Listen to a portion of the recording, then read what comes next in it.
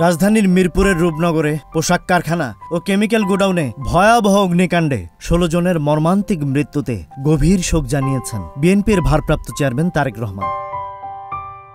মঙ্গলবার রাতে নিজের ভেরিফাইড ফেসবুক পেজে দেয়া এক পোস্টে তিনি নিহতদের আত্মার শান্তি কামনা করেছেন এবং আহতদের দ্রুত আরোগ্য কামনা করেছেন। তিনি লিখেছেন, মিরপুরের তৈরি পোশাক কারখানা ও কেমিক্যাল গুদামে ভয়াবহ অগ্নিকাণ্ডে ১৬ জনের মৃত্যুতে আমি গভীরভাবে শোকাহত।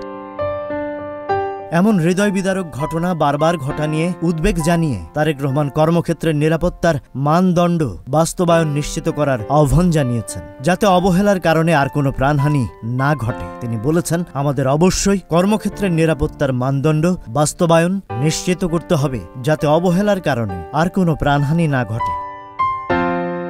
একই সাথে তিনি সংশ্লিষ্ট কর্তৃপক্ষের প্রতি আহ্বান জানিয়েছেন, তারা যেন অবিলম্বে কার্যকর পদক্ষেপ নেয় এবং তদন্তে স্বচ্ছতা নিশ্চিত করে দায়ীদের জবাবদিহিতার আওতায় আনে। রূপনগরে মঙ্গলবার বেলা 11:40 দিকে আগুন লাগার পর 12টি ইউনিটের প্রচেষ্টায় আগুন নিয়ন্ত্রণে আসে। এই ঘটনায় 3 জন দগ্ধ হয়ে জাতীয় বার্ন ইনস্টিটিউটে চিকিৎসাধীন। নিহতদের পরিবার ও ক্ষতিগ্রস্ত সবার প্রতি তারেক রহমান আন্তরিক সহানুভূতি জানিয়েছেন।